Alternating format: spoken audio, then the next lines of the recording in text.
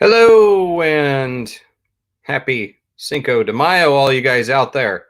It is Cinco de Mayo or Revenge of the Fifth if you are a Star Wars fan, or Revenge of the Sith, I suppose, or May the Sith, May the Fifth, whatever it is. You guys know what I'm talking about. Yesterday was May the 4th, so May the 4th be with you, even though it's past.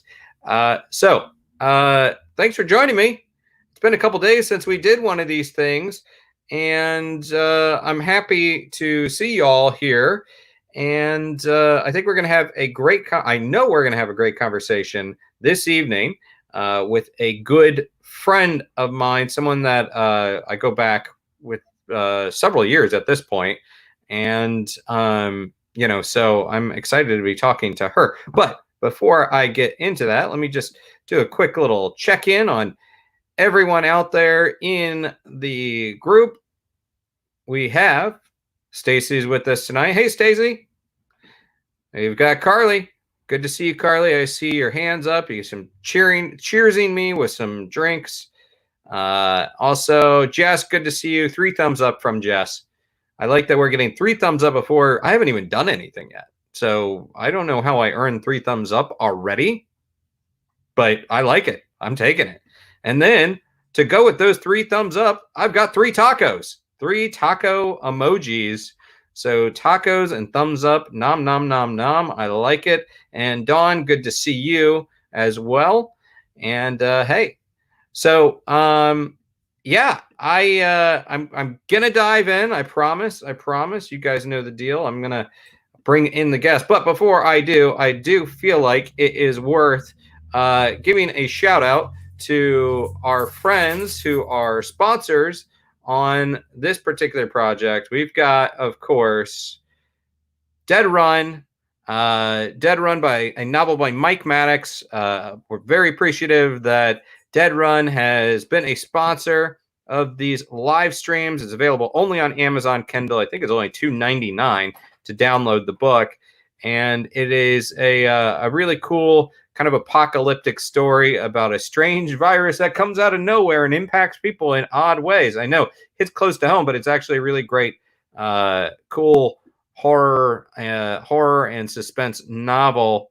So Dead Run by Mike Maddox. I don't know. Has anybody been checking that out? Anybody read Dead Run yet? And then, hello, Jack. Good to see you. And Miss Corby Meadows Latham, good to see you. It is a pleasure. And Amanda, a cute little, I don't know, is that an orange heart? Cute little orange heart to you as well. And Stacy did read Dead Run. I appreciate it. I'm curious to hear what you thought about it. And also, Kimberly Ryan Long, hey, Acoustic Kitty from Twitter here. Well, hello, Acoustic Kitty from Twitter. Kimberly Ryan Long. We are happy to see here. And Amanda is going to read Dead Run. I love hearing it. Yeah, Kimberly, download that, please. It helps us fund these little live streams. Okay, that's enough promoting and pimping for me. How are you guys doing? I hope your week is going well. I hope we're into May. I hope you guys are kind of staying tough, wearing your masks, and being good little quarantine buddies, guys and gals out there. So let's do it. Let's bring her in. So my guest, again, I'm trying to pinpoint exactly when we met. It's been years now. And I feel like we even knew one another before we actually met in person at a Comic-Con. So she has been investigating the paranormal for 12 years now. She is the producer and lead investigator on the TV show Oddity Files, which is on Amazon Prime. You guys can check that out.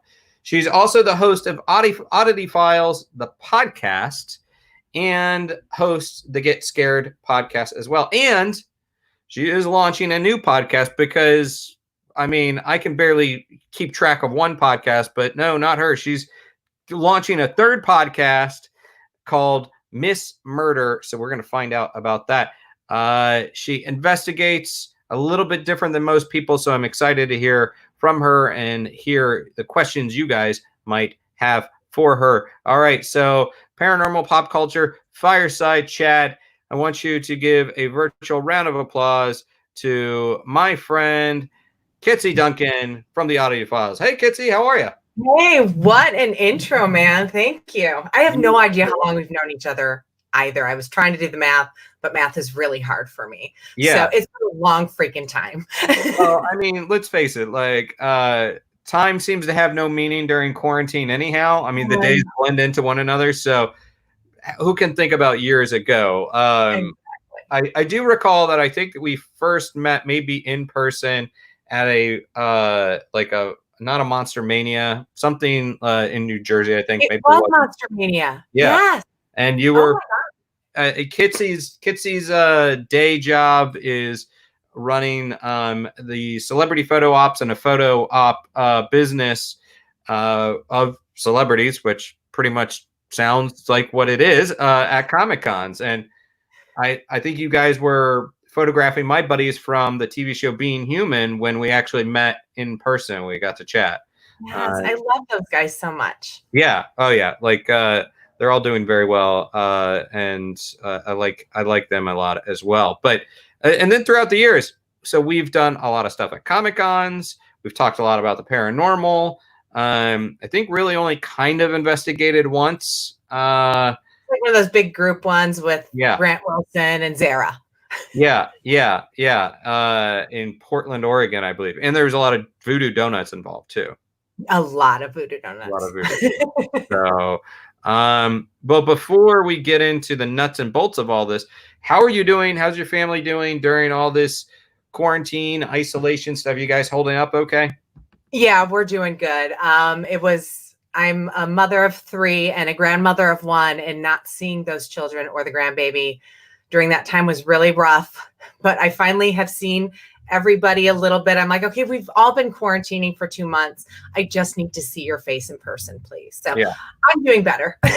Okay, good. And second question, I start with the family, find out how mental health and everything is going. Second question is, I don't know if you have a cocktail going tonight or what, but what are you drinking? Little old-fashioned Bullet. Oh, nice. For a second, I thought that the liquid itself was blue and not the cup, but I see it's a Yeti cup. It is Revenge of the 5th, so it might be. Yeah. I'm I don't know if you recognize this mug, but I'm drinking out of a tiki mug from Disney. It is a Hitchhiking Ghost tiki mug. And I've got a bit of a grim grinning grog inside this. Oh my gosh, I need that glass. Which is quite tasty. Good luck. These are very hard to find. The Trader Sam's Grog Grotto and Enchanted Tiki Bar, one of my favorite places to go. They put out a series of these over a couple of years, both in Disneyland and Anaheim and Orlando, of different colors, and they went like hotcakes. They are definitely very hard to find these days. All that Haunted Mansion stuff goes like hotcakes. And then like tiki mugs. Tiki mugs are just a hot commodity. For sure. We should do like a whole talk about tiki mugs at some point. Actually, guys, maybe we'll make that happen. But so I'm noticing your Ouija board behind you. I have that exact same one. You just can't. Maybe you can see it. Which way do I get? Backwards? Yeah. Oh, yeah. It's behind the two skulls there and my intention candles. But yes, very cool. The Crystal Gazer, I believe, is that one. Yeah. It's one of the few Ouija boards I have. And speaking of Ouija boards, I don't. It's going to be really awkward to show this because I didn't prep this photo, but I did want to show this photo from a con that we both appeared at. Sorry for the poor overlay on this, but this is you, myself, and this is Halloween many years ago, like 2014 or something. And Columbus, Ohio.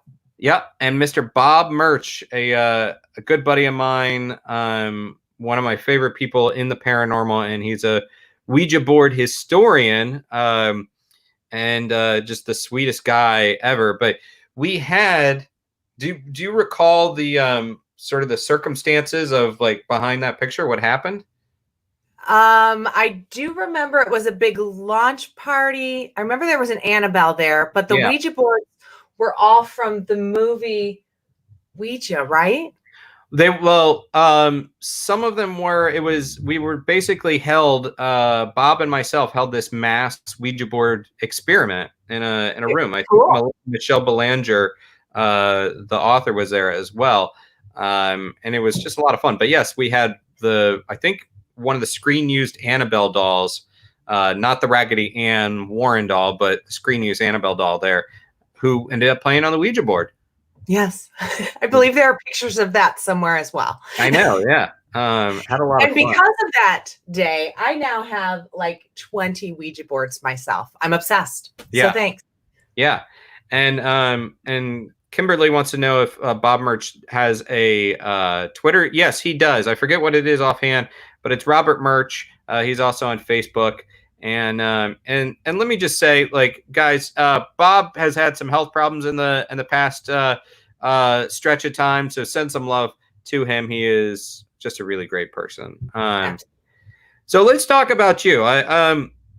Of course, in the intro, I said you've been an investigator for 12 years.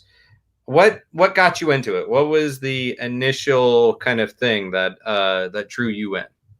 So I was scared of this as a kid. I don't have that story that so many people have as, oh, I saw something when I was a child and I wanted to know what it was. I blocked all that shit out. Wow, that's on my face. Sorry. All that shit out when I was a kid. I was terrified of it. Mom said it was my imagination. I believed her. Thank God, or Lord only knows where I'd be now. But in the late 90s, early 2000s, my stepdad, who was the man who raised me, he was my father, passed away at a very early age, unexpectedly. So there were no goodbyes. There was a lot of loose ends when he passed. And I just wanted to know he was okay. So I started looking into paranormal investigation. I started watching the TV shows. I actually started with the Kling Brothers show, Ghost Lab, I think it was. And I'm like, well, ghosts aren't scary because, if you get scared, you just scream and yell at them and everything's okay. Well, that's not fact, but that's what I thought at the time. So I looked into it a little bit more and I found a investigative group and they took me out on an investigation.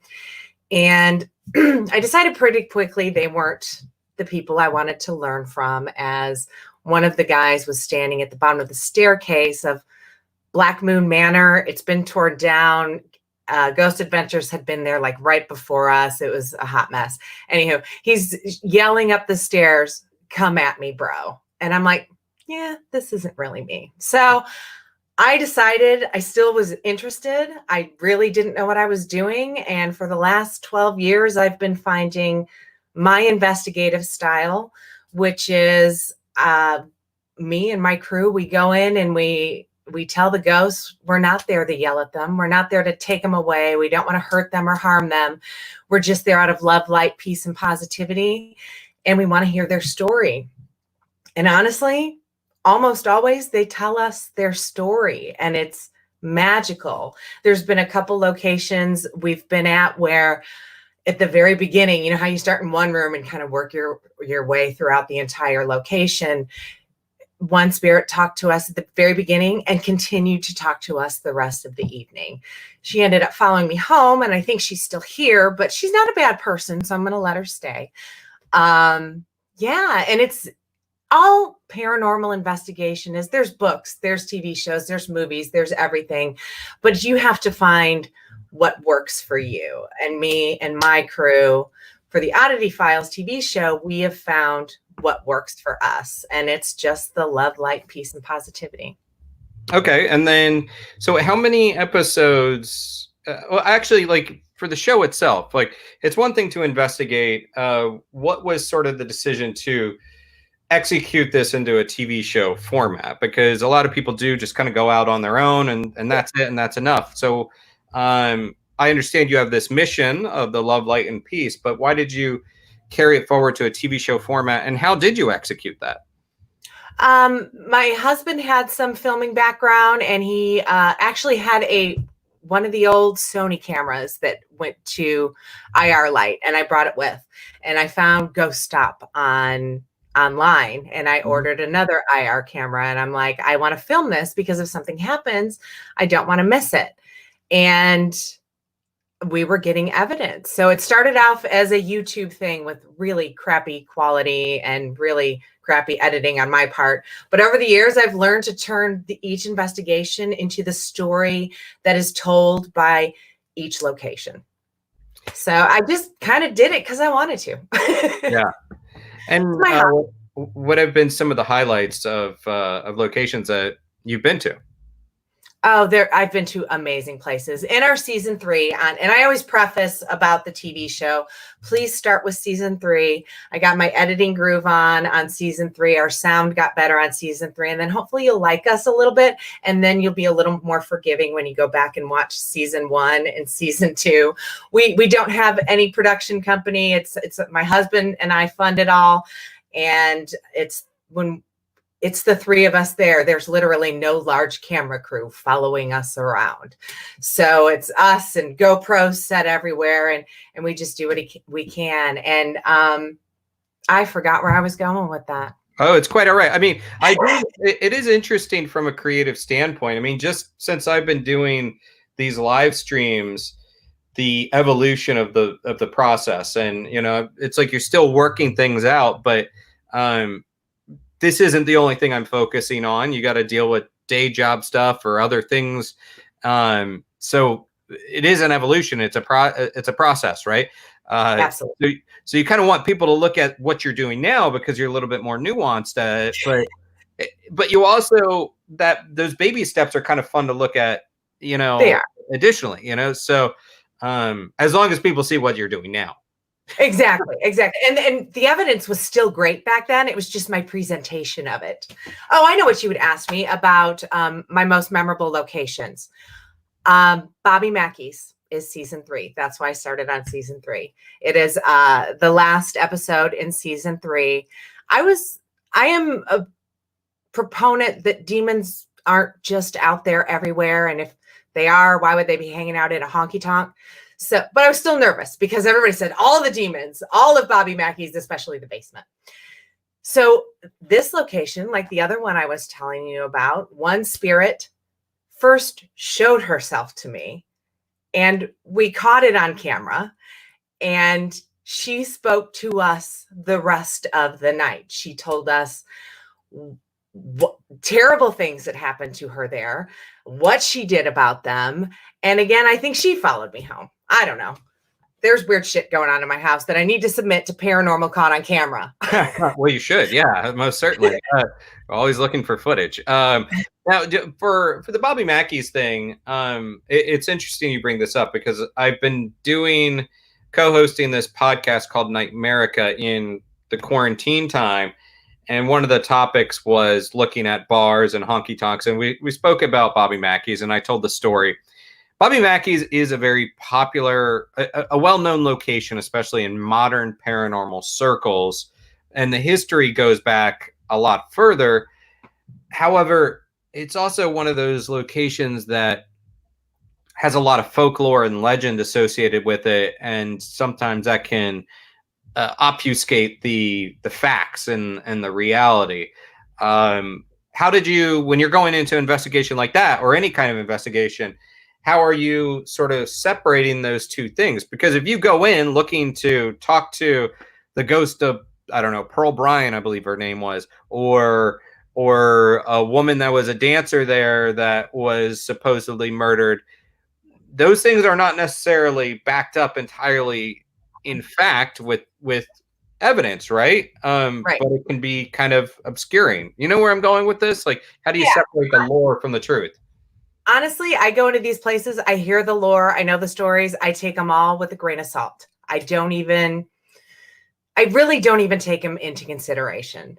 So with Bobby Mackey's, the demon thing kind of had me freaked out because, the stories, all the TV shows, this, that, and the other. And I'm like, oh shit, they're going to prove me wrong because, the demons are going to really show up when I go there. I actually went into the basement blindfolded because I wanted to walk in and I didn't want to see it. I just wanted to feel what I felt when I got down there.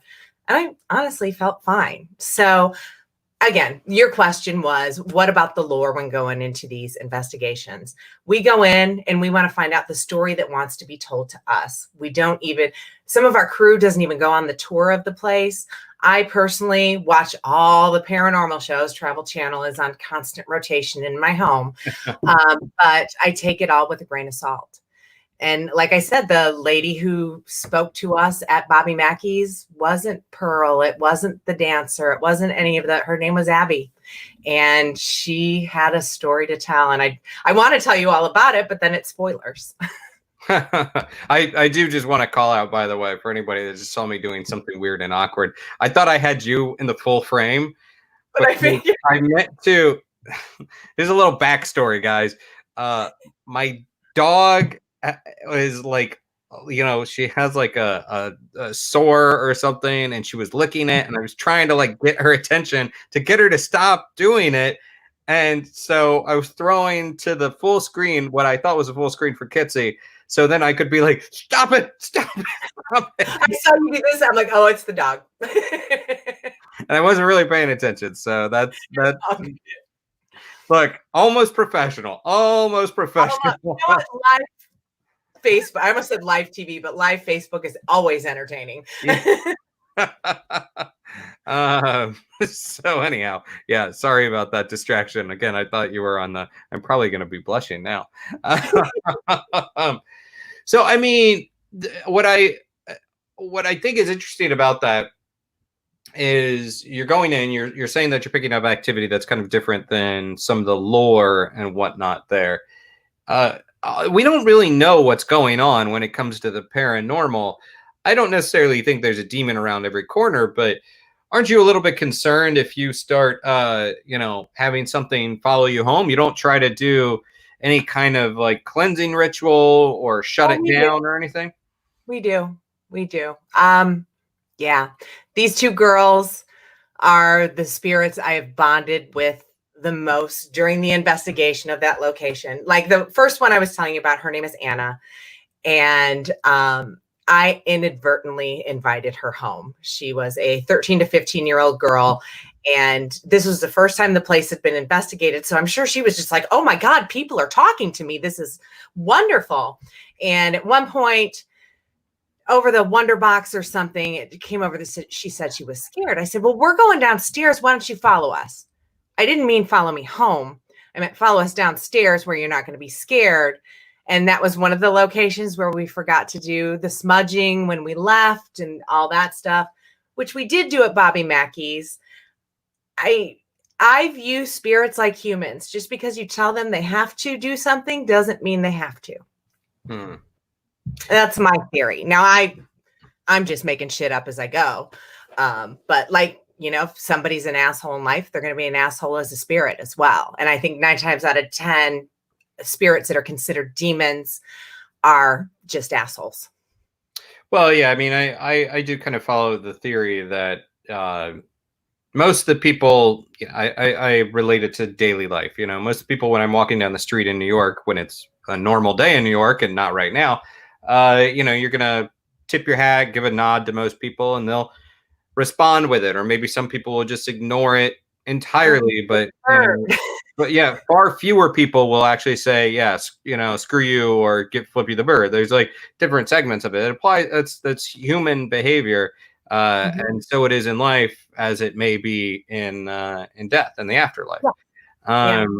But it is, I will bring up Kimberly's comment. She thinks she'd be an asshole in the sense of messing with people just for fun. If I was, you know, I think there's something to be said about that. So it does seem like there are stories of like supposed specters and whatnot that just like messing with you. Exactly. Same girl, same. I would too. I'd learn how to do it as quickly as possible so I could start messing with my kids. And I'd be like, hey, it's just mom. But look, I'm going to throw this across the room. Yeah. I think for me, if I was in a ghostly form, I tend to think that we try to apply these imperfect human rules to the unexplained. And, we, to the point that we think like, oh, if I'm talking to something, in Bobby Mackey's, it must be from Bobby Mackey's. I don't think that's how it works. I think sometimes you turn on a flashlight, a beacon or whatever, and other things just pop in, Yes. 1,000,000% yes. If you turn on the spirit box, you're going to get ghosts down the street going, what's that? I can talk to people. Hey guys, come on, let's go. Yeah. Why not? I would. Or, well, what I would do is like, if I was in spirit form, I'd be like, I'm going to Fiji. Like, I'm going to go hang out on the beach over there and like have a, if I'm still, on this plane of existence or whatever, I'm going to go, take all the vacations I didn't take when I was living. There's no rules. Right. Exactly. Well, I mean, not that we know of. I mean, so far, nobody's actually come back with the handbook for the recently deceased. Oh, I wish. Now, with as far as equipment, since you are a sensitive, but you also use equipment, what's the balance there? Because I don't claim to be. Well, I don't even claim to be a paranormal investigator. This is why I kind of say paranormal journalist, because my little bag is sort of a different thing, I guess. But I think all the gadgets are cool, but I think they can also be distracting and really cut us off from our own senses. So if you are sensitive, how do you avoid giving into the temptation of focusing on the bright lights on the gadget and then blocking yourself from the intuitiveness?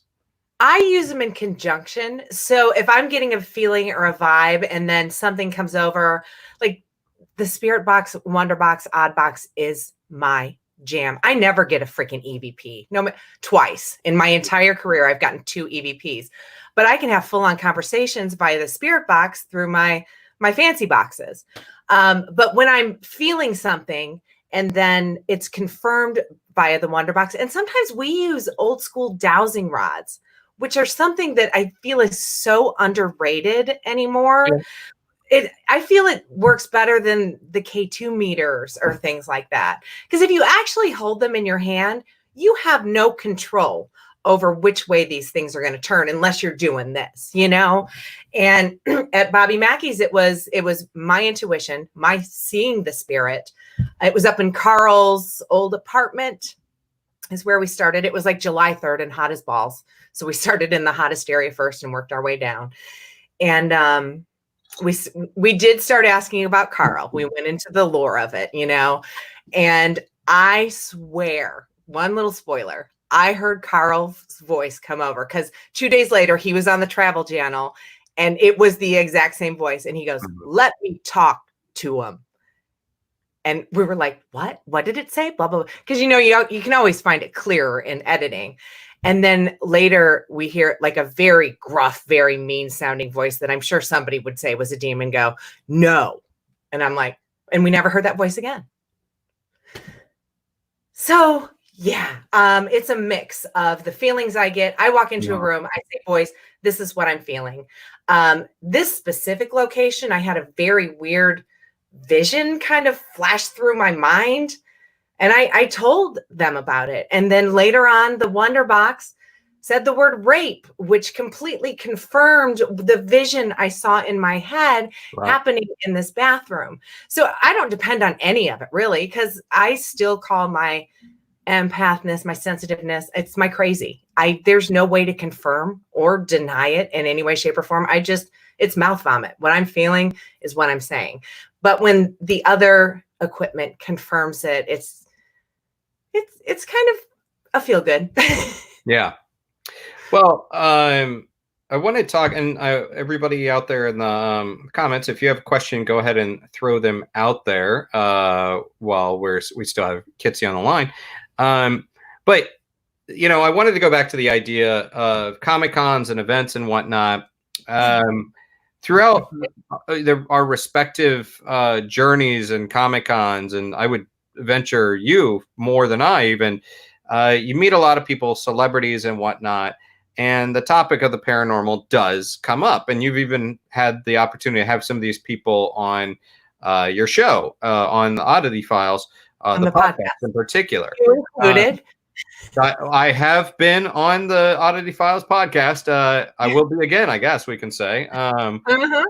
But what have been some of the more compelling stories that really stick in your mind from some of the guests that you've had on? Two of them stick out, and they were two of my very first ones. I think that's probably why they stick out so much.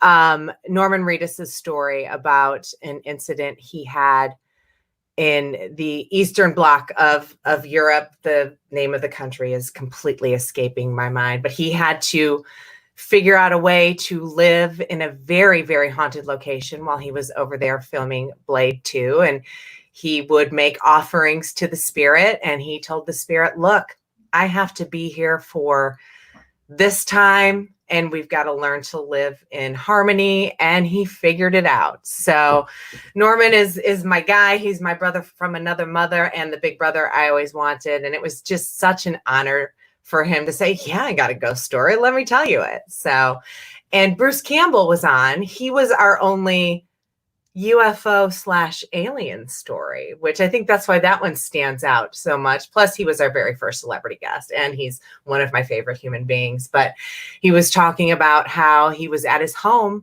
in Utah, and he saw standing there talking on the phone in his house, and he saw a light in the daylight sky kind of hover and then just kind of take off. So I mean, it's never happened to me. I'm not saying I don't want it to, because I think aliens scare me more than ghosts and cryptids all wrapped up into one.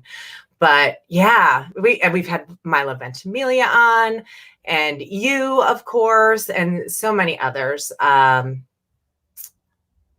fart. It's late. It's quarantine. It's quite all right. Yeah, I mean, like it is interesting because I've spoken to all three of those guys before, and the conversation of the paranormal comes up. I know Milo, even a few years ago, he had what was it called, the Pet Squad. It was like a kind of a comedy series about paranormal investigators on one of these streaming platforms. Yeah, I think he was a producer, but he also popped in on it. And I think that was in those early days is when I first met him, before I met him on the con circuit, and we were just chatting about paranormal stuff. But of course, Norman and Bruce as well. Like, what I find fascinating is, I think celebrities, people sometimes say like, well, why would celebrities have all these experiences? But I think that the lifestyle and the job kind of lends itself to that. And to Norman's point, or to Norman's case, you have someone that is traveling a lot. They're keeping odd hours, maybe sleeping in, various locations for stretches of time. It's not just one house for years. And it kind of, I think, opens them up to experiencing things potentially. Would you agree with that? Oh, absolutely. I mean, even just my travels, and I didn't get to stay in fancy places in Romania like Norman did, but I'll never forget Tulsa, Oklahoma, Wizard World. I went back, I took a nap while the kids were setting the rest of the things up for the photo ops area. And I'm laying there in bed, and all of a sudden I felt what I thought was my husband sit in the bed. I rolled over, I looked at him, and he wasn't there. Come to find out that several other people with the same company that I was working with were having paranormal activity at the same hotel. Now, I've not been back since. Doesn't mean I don't want to. Just the opportunity has not arisen. I believe it was an Aloft hotel. Yeah. And it used to be like something judiciary, like some kind of government building. Yeah, I know exactly which one you're talking about, because I stayed there as well. A couple years in a row when they were having that show, I ended up in that same location. And Tulsa, I want to say the Skirvin Hotel. I think that's Tulsa. I could be wrong, but that's a famously haunted hotel in the area. If it's not Skirvin, I'm going to kick myself because my brain is like failing me. But it's like, but there's a famous place in Tulsa that's famously haunted, and there's a couple other spots around town, but not like that small chain hotel, because a lot. But and yet the building had a history to it, Yes, absolutely. I don't think anything happened to me at that building. However, I've had that weird experience of like you're on the bed and something sits down. And for me, I've mentioned it here before. I had something even not too long ago at the Queen Mary ship out in Long Beach, California. That's of nature. Oh yeah, it was a great location. But the thing that I think is also kind of relatable to anyone that travels a lot is you get into your hotel, especially if it's on a work trip. You get into your hotel after a long day and you're tired. You just want to sack out and you hit that bed hoping to just catch some shut eye because you probably also have late night and then an early morning the next day. Yeah. And then yet you're susceptible to that kind of activity, but you're just like, I just need to sleep. Yeah, it's like, just go to somebody else's room. I'm fine. I'm not scared. I just want to sleep. Yeah. I do want to bring this up. I don't quite understand Carly's question, but maybe you do. Carly's saying, is Anna or someone there watching over Kitsie's left shoulder, or was she a little bit ago? Annabelle, or are you saying that my little girl Anna, who followed me home from your little girl? Oh, is she? Oh, that Anna, was she over your left shoulder a moment ago? She hangs out in here. So that footage I was telling you about that I need to send to you. Yeah. I was doing an Instagram live. Do you know Tiffany Rice? Yeah. Yeah, we were doing an Instagram live together, and we were talking about these spirits that I believe, there's no absolute positive proof that they did or not, but that I believe followed me home. I was sitting in this chair behind me. It was pulled out a little bit more, and you see how there's a light shining there? There was a light behind that chair. And I was talking about the girls, and then all of a sudden we were just laughing about something ridiculous. And I see two shadows between that chair go by that shelf behind. Scared the shit out of me. I mean, if I was at a haunted location, it would have been fine. But not when I just go, did you just see that? Yeah. It was terrifying. I have no idea what it could have been. Every chance I get, anytime I'm doing a live like this, I've got the lights on that shelf, hoping to see it again. So if you saw shadows, that could have been it. Yeah, and apparently there's a lot of people in the comments that are saying that they noticed something as well, some sort of blips or something in there. So, sort of a different question, but what about a time that, I know people always want to know what's the scariest you've ever been. I'm not going to ask that question. I want to know about like the time that you got terrified, just chilled to your bone, or startled, you shrieked, made a noise, but it was for something totally innocuous, no big deal, and yet you reacted like in a crazy dramatic fashion. Tell me that story. So Bobby Mackey's, we were in the basement, just found this little offshoot room. This will be a spoiler. Cover your ears, kids, earmuffs. And so I'm asking questions. Carter, my son, is next to me, and Clayton's in the chair. He's got headphones on attached to the spirit box and maybe a blindfold, maybe not, but definitely the headphones and the spirit box. And we didn't even realize it the entire time. There was a compressor sitting right next to that chair. And all of a sudden, out of nowhere, it's just, we all screamed like 3-year-old children, and we're cracking up the rest of the time in the basement. So that was the only scary thing in the basement of Bobby Mackey's, is that compressor. So with paranormal, hell no. Yeah. I got like, the thing is I don't really get scared, but I get startled, and I can get startled quite easily. And I even had one happen to me the other day where I was walking out my door. So I have a coat rack like anchored to the back of my door. And I think it was this hoodie was hanging on the back of that door. And I was walking out to bring my dogs out for a walk. And as I'm closing the door, holding the dogs with one hand, closing the door, this hoodie just like whipped around the door. And because it's a hoodie, like, it looks like it had a form or a mask to it, but whipped around the door as I was closing it. And I was like, oh God, whoa. And then And then I kind of look around. I'm like, all right, I'm just a big dum-dum right now. Thankfully, only the dogs saw it, and they don't tend to tell people about it when I'm acting like an idiot. Oh, here you are telling live on Facebook. Yeah, So, well, I'll tell you guys. okay. Like, but it was just like one of those moments, and you have this moment of like, I get sent into crazy locations willingly, love it, can't wait to go, like desperate to go for another one, and like you got a hoodie on the back of the door is the thing that's going to startle me. So It scares me. It's not the shadows and everything. It's when my husband just all of a sudden pops up in a room. I'm like, oh God, I didn't know you. He's like, I live with you, remember? Like, why are you so scared of everything that's not a ghost? Carly said she sees people when clothes are hanging on the door all the time, or on a chair. Yeah. I want to just bring up a couple of these other questions. Just as far as Stacy goes, this is an interesting one. Stacy mentioned that when we were all at Mansfield, Ohio State Reformatory years ago, I think this is probably an event I was at, Stacy. It was an off night, and there was a lot of crazy stuff happening at that event.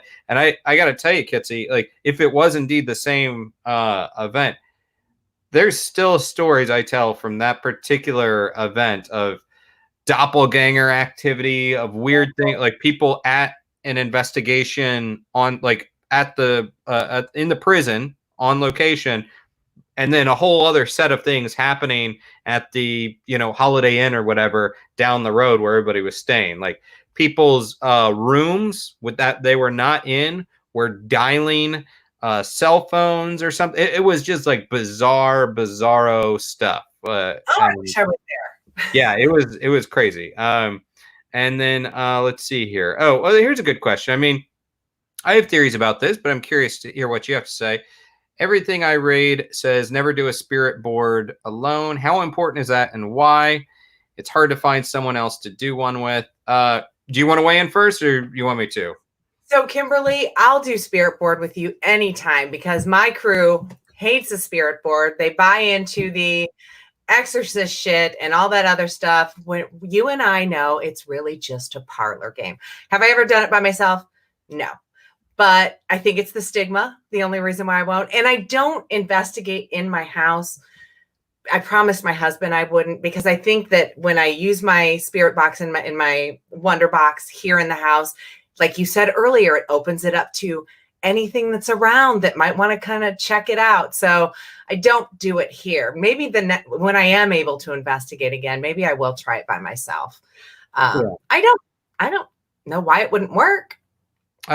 Well, so my take on it is, first off, let me do a shameless plug here. It's a good question. Tomorrow night, I'm actually going to be bringing on Karen Dahlman. She's from the Talking Board Historic Society. She's a Ouija board historian and expert, and uses the Ouija board for a lot of her mediumship as well. I trust Karen a lot, and I tell you what, like I've had a lot of non-activity with Ouija boards, but I've witnessed some crazy things when she's at the board. Verifiable things that she would not have known. Wow.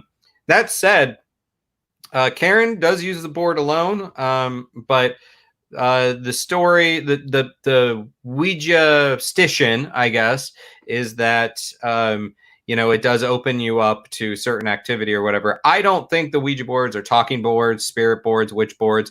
I don't think they're inherently good or evil any more than any object is inherently good or evil. It's a audio recorder, K2 meter, ghost box, whatever. Like, they're all devices. They're all gadgets, in my opinion. Not good or bad. I personally don't investigate at home because I like to kind of keep this as my quiet space. But I also would try to avoid bringing work home too, except when I'm in quarantine.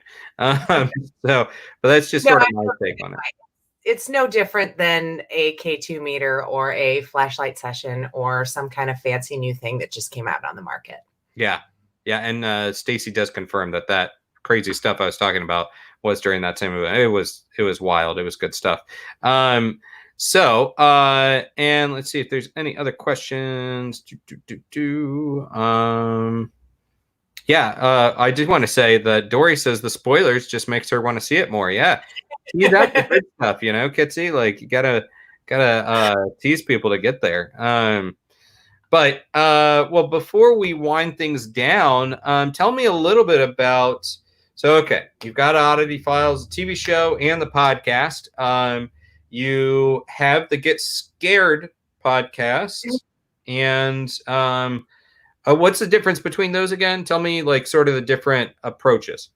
So, Oddity Files, the podcast, it's pretty much a storytelling podcast, and we talk about paranormal in the news, and we research and tell stories about interesting things we find on the internet that have paranormal background. Anything from hauntings to curses to poltergeists to aliens to all the cryptids. So many cryptids.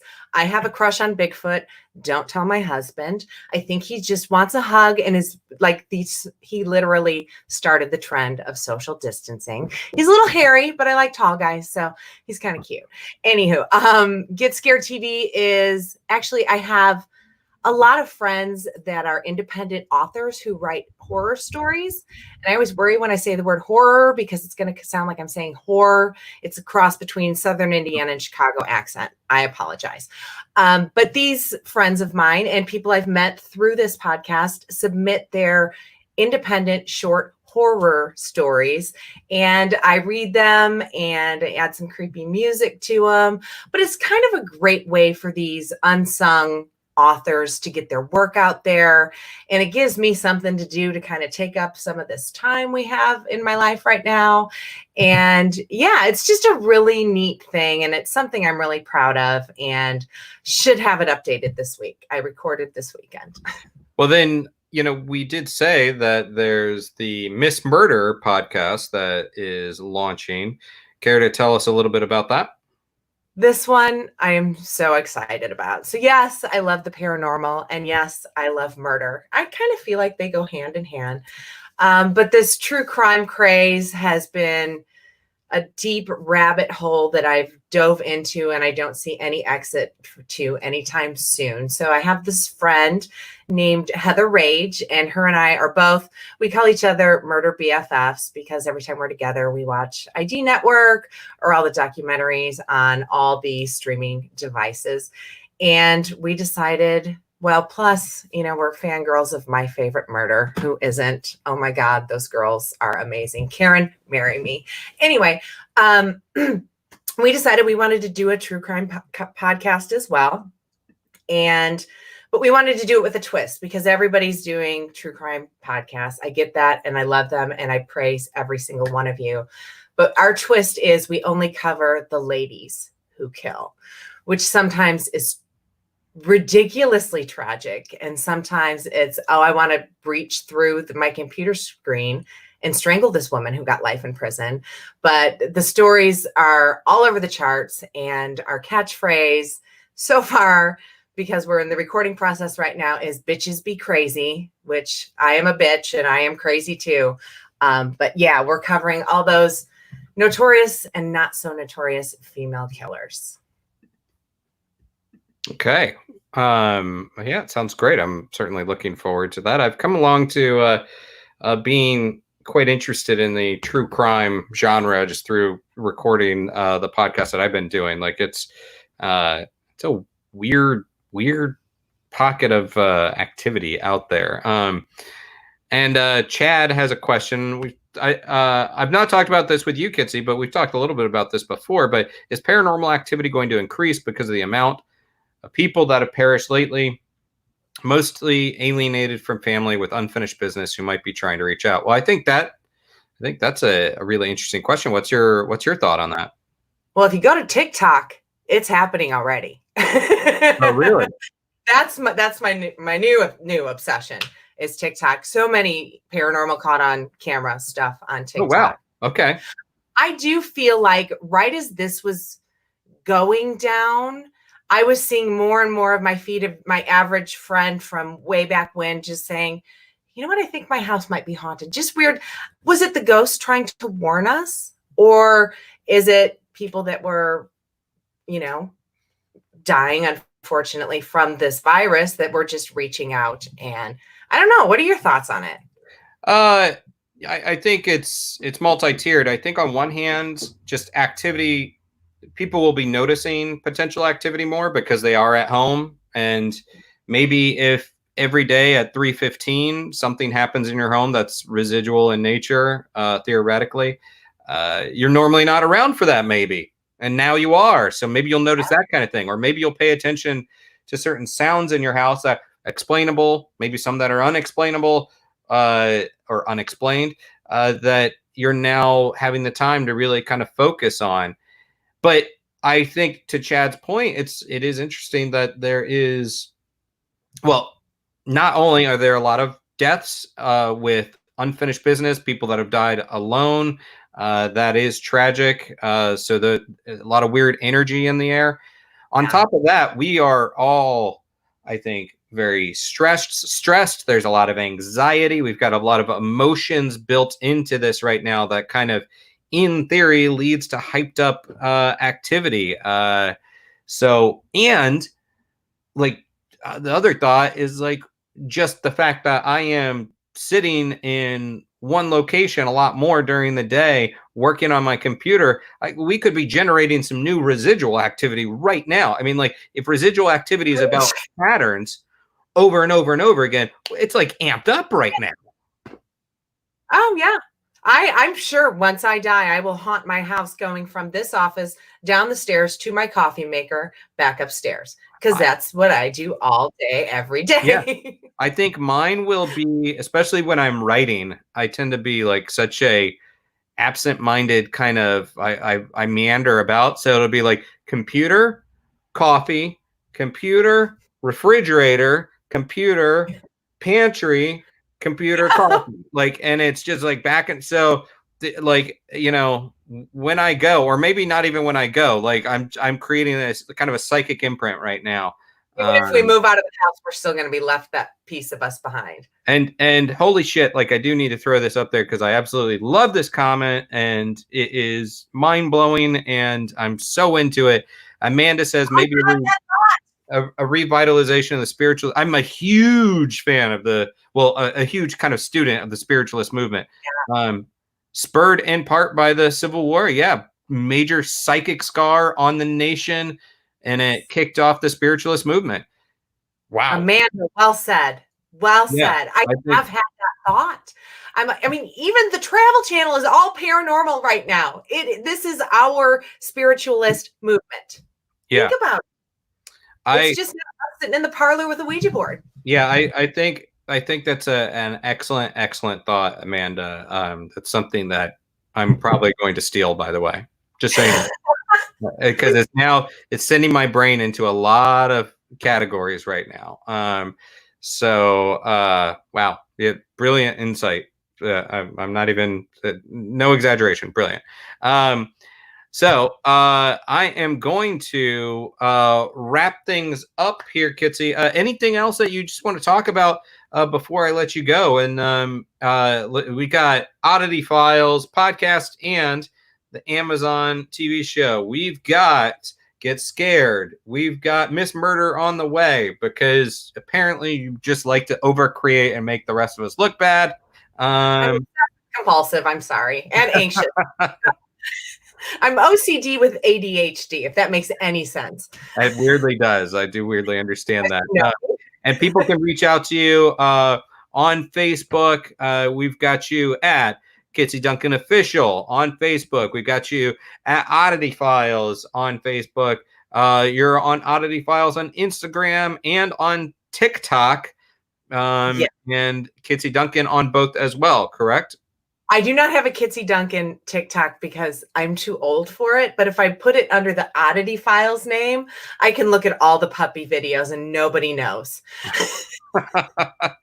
Well, I appreciate you spending some time with me tonight, hanging out. And like I said, tomorrow night we are going to be doing a talk with Karen Dahlman about Ouija board stuff. But I'm also, I think I can say, I'm in the near future going to be joining Oddity Files as a guest co-host, right? Yes, I'm so excited about it. I can't wait. I will. Yeah, we will have to figure out what the topic is, and you're gonna have to keep me on. You're gonna have to be like a harsh taskmaster to keep me in line. Okay, now you've told me it's gonna happen. I will pull out that mommy voice. You've heard it. Ready. But you haven't ever had to use a mommy voice on me. Like No. I'm a pretty good kid. You are a good egg. But I hope this means that you and I will keep in touch more often. I know your face. We do need to do that. Yeah, me too. You are certainly one of the people I always just. It's such a joy. It's like a homecoming anytime I see you at an event or right now. One of my favorite people. So, Kitsie, thank you for your time. I just heard a weird voice come through. Thank you for your time. And did you hear that too? By the way. Was it on my microphone or was it in your house? I don't know. It could have been a weird echo on my part, but I don't know. We'll have to go back and listen to that. Yeah, we're gonna have to. You'll post this so I can check for the. Okay, thank you. I'm a little worried now. All right. Well, and so Kitsie, and then whoever else is hanging out in Kitsie's house or my apartment. Moving on its own. Okay. All right. Good night, Kitsie. Good night. And guys, I just want to thank you for hanging out with me. Kimberly says she did hear something weird. I don't know what that was. Could have just been a weird audio anomaly. I doubt it was the click, Stacy, because I will tell you this. Where I have my computer set up does make a noise like this. Yeah, it's annoying. I try to reduce it, but thank you guys for hanging out. Let me just go ahead. I want to pimp a couple things here.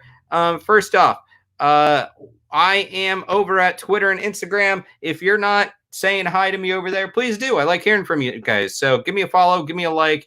Let's have a conversation. I'm also on Travel Channel's Paranormal Caught on Camera, airing every Sunday at 9 p.m. Eastern time. So please check that out. And I do live tweet storms during those times. You can say hi to me at aaronsagers.com and at paranormalpopculture.com. I also do a podcast that combines paranormal and true crime. Co-host it with my good friend Britt. So you've got a older dude in his 40s talking about the paranormal, and Britt is a true crime enthusiast and spooky fangirl. So we kind of combine cross-generational interests. I'm pretty excited about that. And so please give that a like, subscribe, all that good stuff.